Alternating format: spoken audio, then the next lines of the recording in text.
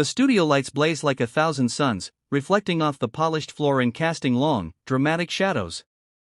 The audience buzzed with anticipation, every seat filled with people craving drama, laughter, and the kind of confrontation that makes television unforgettable.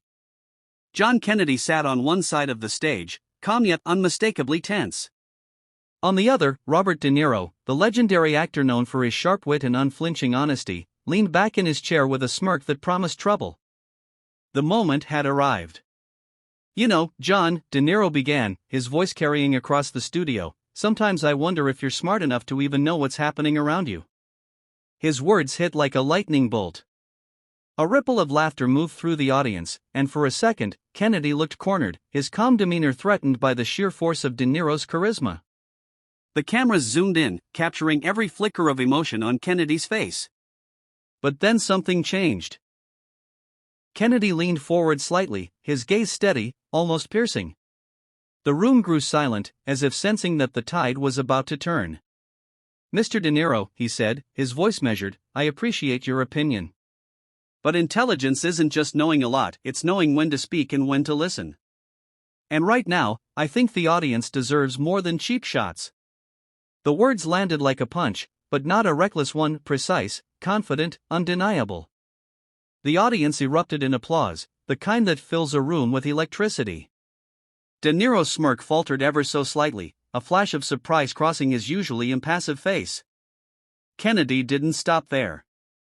He continued, weaving a narrative that blended humor, humility, and a firm moral backbone. "We live in a world where people rush to judge without understanding. Maybe if we spent more time listening, we'd realize that words like dumb don't define a person, they reveal more about the one saying them." The tension in the studio lifted but remained thick with anticipation. This wasn't just a verbal sparring match anymore, it had become a lesson in dignity, restraint, and the power of composure under fire.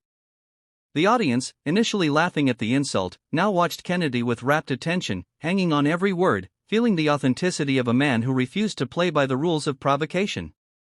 As the show progressed, Kennedy's composure remained unshakable. He turned the spotlight back to the issues that mattered to policy, accountability, and leadership, transforming what had started as a personal attack into a larger conversation about integrity.